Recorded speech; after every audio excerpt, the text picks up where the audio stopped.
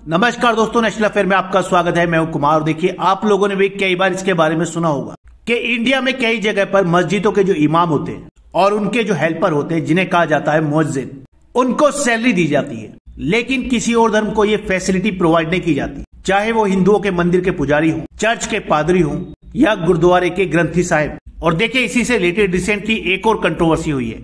India के जो central information commissioner हैं, जिनका नाम है उदय माहुरकर, उन्होंने रिसेंटली एक स्टेटमेंट दिया है और उन्होंने कहा है कि paying salaries to imams amounts to betraying Hindu community. मतलब मस्जिद के इमाम्स को सैलरी देना हिंदू कम्युनिटी को धोखा देने जैसा है। देखिए, सेंट्रल इंफॉर्मेशन कमीशन एक काफी प्रेस्टिजियस बॉडी है, जिसको क्रिएट किया गया था राइट टू इंफॉर्मेशन एक्ट के अंडर। और इस प्रेस्टिजियस बॉडी के हेड ने ये स्टेटमेंट दिया है। उनका कहना है कि मस्जिद के इमाम्स को और उनके हेल्पर्स को जो पेमेंट की जाती है, ये इंडिया में पैन इस्लामिस्ट टेंडेंसीज को इंकरेज करने वाली है। एक्चुअली उन्होंने स्टेटमेंट तब दिया जब वो इसी चीज से रिलेटेड एक राइट टू इंफॉर्मेशन एप्लीकेशन पर सुनवाई कर रहे थे। और उस आरटीआई के रिप्लाई में जो दिया है दिल्ली वक्फ बोर्ड ने, उसमें एक खुलासा हुआ है कि 2014 के बाद से ये जो सैलरी दी जाती है मस्जिद के इमाम्स को और मुअज्जिन्स को, उसमें 4 गुना बढ़ोतरी हुई है। देखिए, एक्चुअली हुआ क्या था कि इसी साल 16 फरवरी को एक एक्टिविस्ट है सुभाष चंद्र अग्रवाल, उन्होंने एक आरटीआई फाइल की थी दिल्ली गवर्नमेंट के डिपार्टमेंट ऑफ रेवेन्यू में। और इस आरटीआई में मिस्टर अग्रवाल ने 12 सवालों के जवाब मांगे थे। और इस आरटीआई में 2019 की जी न्यूज की एक रिपोर्ट का भी मेंशन किया गया था, जिसमें यह बताया गया है कि दिल्ली के चीफ मिनिस्टर अरविंद केजरीवाल ने दिल्ली वक्फ बोर्ड के अंडर जितनी भी मस्जिद आती है, उनके इमाम और उनके हेल्पर्स की जो सैलरी है उसको बढ़ा दिया है। जी न्यूज की रिपोर्ट में कहा गया था कि दिल्ली के सीएम केजरीवाल ने अनाउंस किया है कि दिल्ली वक्फ बोर्ड के अंडर जितनी भी मस्जिद आती,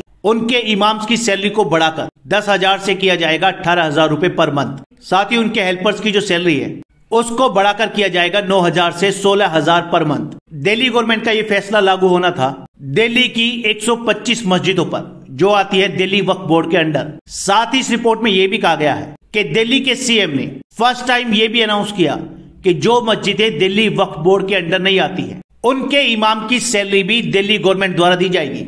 ऐसी मस्जिदों में इमाम की सैलरी होगी 14,000 पर मंथ और उनके हेल्पर्स की सैलरी होगी 12,000 पर मंथ।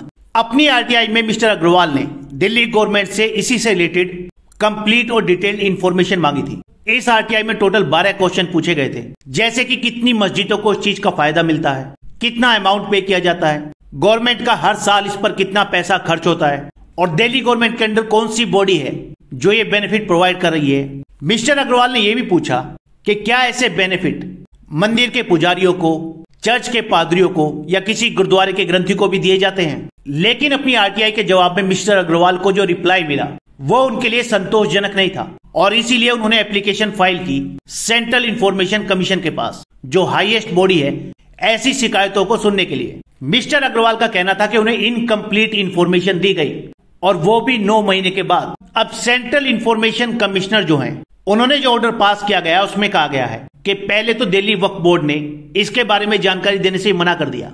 फिर बाद में जो रिप्लाई दिया गया उसमें कहा गया कि दिल्ली वक्फ बोर्ड मस्जिदों के इमाम्स को और उनके हेल्पर्स को सैलरी देता है। अब देखिए, इन सैलरीज को लेकर दिल्ली वक्फ बोर्ड के एक ऑफिशियल का कहना है कि इंडिया में जितने भी मंदिर हैं उन्हें जनरली मैनेज करता है कोई ना कोई ट्रस्ट, और इसीलिए वहां के पुजारियों की जरूरतों का ख्याल भी ट्रस्ट रखता है। लेकिन जो मस्जिदें हैं दिल्ली में, वो आती हैं दिल्ली वक्फ बोर्ड के अंडर, और दिल्ली वक्फ बोर्ड को ऐसा कोई भी सपोर्ट नहीं मिलता किसी ट्रस्ट से। सेंट्रल इंफॉर्मेशन कमिश्नर के ऑर्डर में रिकॉर्ड किया गया है कि दिल्ली गवर्नमेंट हर साल दिल्ली वक्फ बोर्ड को अराउंड 62 करोड़ का एनुअल फंड ग्रांट करती है, और इस अमाउंट को डिवाइड किया जाता है 5 हेड्स में। पहला जाता है इमाम्स की सैलरी के लिए, दूसरा विडो यानी विधवाओं की पेंशन के लिए, तीसरा एस्टेब्लिशमेंट के लिए, और चौथा वक्फ डेवलपमेंट के लिए और स्टाफ की सैलरी के लिए। देखिए, दिल्ली वक्फ बोर्ड की जो अपनी इनकम है वो है सिर्फ 30 लाख रुपए, जो आती है उसकी प्रॉपर्टीज के किराए से।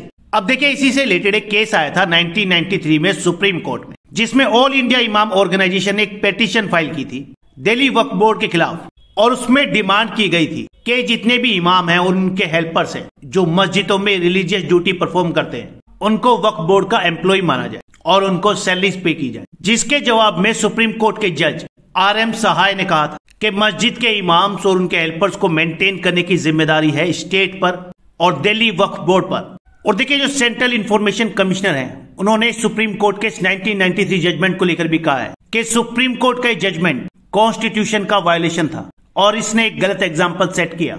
अब उन्होंने ऐसा क्यों कहा? क्योंकि भारत के संविधान के आर्टिकल 27 में क्लियरली दिया हुआ है, और देखिए यहां आप पढ़ सकते हैं। आर्टिकल 27 कहता है freedom as to payment of taxes for promotion of any particular religion, और इसमें क्लियरली लिखा है कि किसी भी पर्सन को ऐसा कोई भी टैक्स देने के लिए फोर्स नहीं किया जाएगा जिसका इस्तेमाल होना हो किसी रिलीजन को प्रमोट करने में, मेंटेन करने में। इसका सीधा सा मतलब यह है कि कोई भी सरकार टैक्स पेयर का पैसा यूज नहीं कर सकती किसी भी रिलीजन को प्रमोट करने के लिए, उसके इंस्टीट्यूशंस को मेंटेन करने के लिए, या उसके एम्प्लॉइज को सैलरी देने के लिए। साथ ही सेंट्रल इंफॉर्मेशन कमिश्नर ने यह भी कहा कि सिर्फ मस्जिद के इमाम को सैलरी देना संविधान के आर्टिकल 14 का भी वायलेशन है। Article 14 is related to right of equality, और अगर आप सिर्फ मस्जिद के इमाम्स को ही सैलरी देते हैं तो इसका मतलब सीधा सा ये है कि आप अदर रिलीजन के साथ डिस्क्रिमिनेशन कर रहे हैं, और इसीलिए ये राइट टू इक्वालिटी का वायलेशन है। साथ ही इंडियन कॉन्स्टिट्यूशन में जो कंसेप्ट दिया हुआ है सेकुलरिज्म का, ये उसका भी वायलेशन है। देखिए सेकुलरिज्म का सीधा सा मतलब है पंथ निरपेक्ष। इसका मतलब स्टेट या आप कह सकते हैं गवर्नमेंट किसी भी धर्म के साथ कोई भेदभाव नहीं करेगी, उसके लिए सभी धर्म समान होंगे, और अगर वो सहारा लगाएगी तो सभी को लगाएगी। लेकिन इस केस में सहारा लगाया जा रहा है सिर्फ एक community, and this is not secularism. आप लोगों का इसके बारे में क्या मानना है, कमेंट जरूर करिएगा। इस वीडियो में इतना ही, नेक्स्ट वीडियो में जल्द मिलेंगे। धन्यवाद।